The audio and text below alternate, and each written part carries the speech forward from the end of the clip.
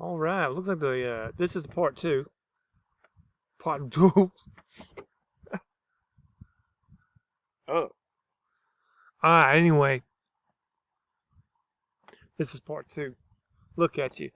See, you gotta have this on minimize to get the notes. I think the wind's picking up. I hope y'all ain't getting a lot of feedback because I hate that crap. When you're trying to talk to somebody in the wind, they're like, I don't know.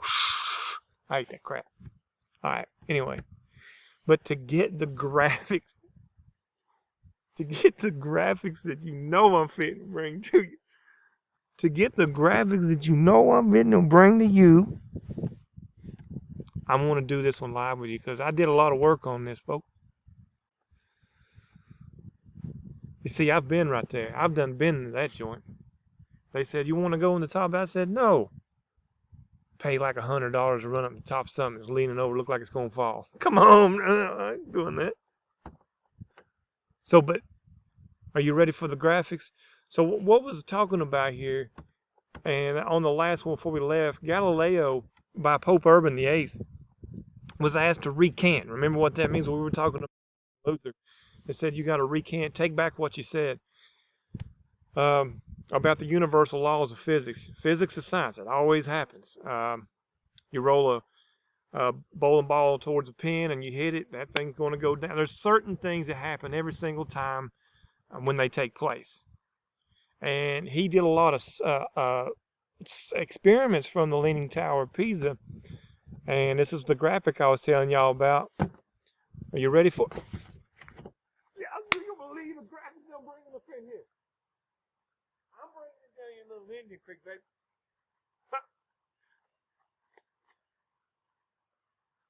Going drop. Oh, she dropped him again. No, she hitting at the ground at the same time, boy. That's crazy. You can tell them balls ain't the same size. How you doing? All right, so he established the universal laws of physics. No matter what, no matter how, what size, as long as they were somewhat the same shape. Now you couldn't have dropped something like this. I said this the other day on our vocab. You can't do something like that because the air's going to act on it when it falls. I've had too much fun with that one. It's just ridiculous. There's Francis Bacon. He developed the scientific method that we talked about in the vocab: the hypothesis, test, record. How did it stand up?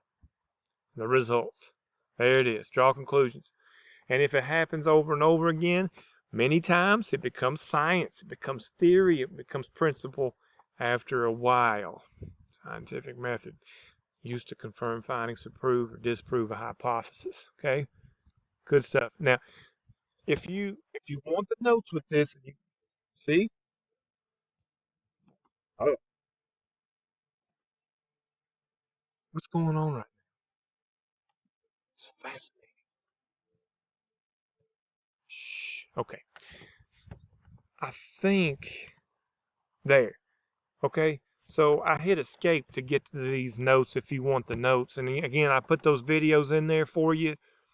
Right there's Rene Descartes, one of my favorite philosophers. He believed the scientists need to reject old assumptions and teachings. As a mathematician, he approached gaining knowledge differently than Bacon. He was very type A. He was very principled. I think, therefore I am. Um, so he had a mathematical. I mean, you know, math people. I mean, they want it clear cut. It's black and white. Us history people and ELA people, we're very gray. We like the gray, the gray areas. Uh, oh, all right. Let me hold up. I gotta see this graphic again. Oh, I can't. I can't. You look at the quality you're getting here, folks. Are you ready for some more? Yo, yo, yo, yo. Where you gonna get that at? We. Isaac Newton, man, thank you for that, and thank you for that awesome graphic, bro. Gee whiz. I mean, you're just getting pure quality here, folks. This is quality online education. Go through those things and look. He said, I am riding on the shoulders of giants. Isaac Newton said that. Isn't that great? He's basically giving a nod to those people who came before him and said it. Everything that Copernicus learned, he kind of passed on, and Galileo built upon. And then Kepler built upon that. I'm building upon what they are doing, what they did. Isn't that great? Maybe y'all give me credit for something one of these days. There's a little video about Isaac Newton. That guy was a weirdo. He was bizarre. He was a hermit. He hardly ever came out of his bedroom. Jeez. Anyway, there's Robert Boyle, the father of chemistry, established that chemistry is a pure science. And you know, they're working with elements and how they react with one another. And that's what we're doing right now. Our scientists and our chemists are in these labs trying to figure out how to unsheath this virus from its cover, from its genetic mold. If they can get the sheath off of that virus and they can unwind it and see what it's made out of, that's what they're trying to do right now. And once they figure out the chemical combination of that thing, they'll learn how to battle it, take it apart. And this guy right here, gee whiz, this is Vesalius. And Vesalius was, when I said Isaac Newton was bizarre, he wouldn't be able to, he's not in the same universe as bizarre. He is weird bizarre. But these types of people we learn a lot from, because he basically was the first one to graph all of the human muscles and dissected human bodies, made huge discoveries in anatomy and science on how the human body works. So, you know, if you're a mechanic and you're working on cars and the car's tore up, you've got to figure out how that car runs and what it runs on and what's going on with it before you can fix it. Yeah.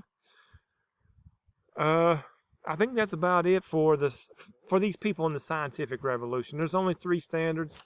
I went through those and I've highlighted everything that's in those 3 standards and a little bit more just because I think it's cool. Your little activity, you'll be doing that on Isaac Newton, Galileo, and Francis Bacon. Find a little picture. What did they do?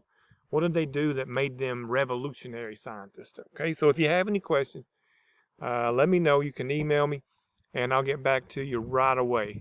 Good luck to you.